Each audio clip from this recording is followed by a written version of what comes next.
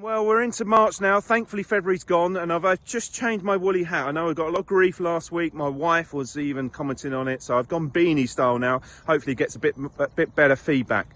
Well, we're into March, and renovations are all starting. I had some clubs doing it last week, not too many, but actually went through quite well. But this week, a lot more are doing it, and it will be building up over the next couple of weeks. And something clubs need to look at a little bit. If you're on heavy ground, clay-based soils, going early March is probably not the best time to do it. So that's something I just need to work with clubs on, something you might need to look at yourself. But you're going to have to be flexible, you're going to have to be adaptable, and you're going to have to look at, majority what I see with clubs is you'll have, 2/3, quite a high percentage of your greens that are fine, and then what you got technically what I call the pain in the arse greens, 3 or 4 greens that are always a bit weak coming out of winter. So you're going to have to adapt to those greens. For instance, you might if you're going to go for a verticut, a sand, and aeration, you might drop the verticut, the sand, and just do aeration on those greens. So there's no point stressing it out. And the biggest stress I see is when the sand goes on there, because you've really got to brush it in and stuff like that, so you bring a lot of kit on. So something just to be careful of. But we're very good at adapting, and greenkeepers are been struggling a little bit, but I'm sure we'll be fine on this, and we'll work through it. We've got the whole week to work through it over the next few weeks.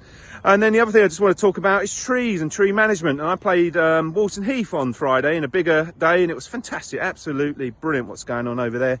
And when I think back to when I first played it in the gold vase many years ago, 30 years ago, and a lot of areas I remember walking in, and you're walking into tree canopies, into blocks of trees, and now looking at that golf course and looking across the heathland, it just looks absolutely stunning.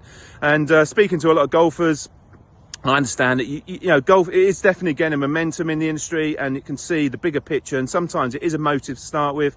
But when you look at the long-term objective of it all, and you look at courses like Walton that have done this work over many decades, started many decades ago, and then now seeing the fruits of their what they're trying to achieve, always great. So something I would encourage, and I work with a lot of clubs, and I know I get a bit of a bad press sometimes from some golfers, even my home club, but it's the long-term objective you're trying to get, and trying to encourage good quality turf. Remember, more trees, less turf. Just remember that saying.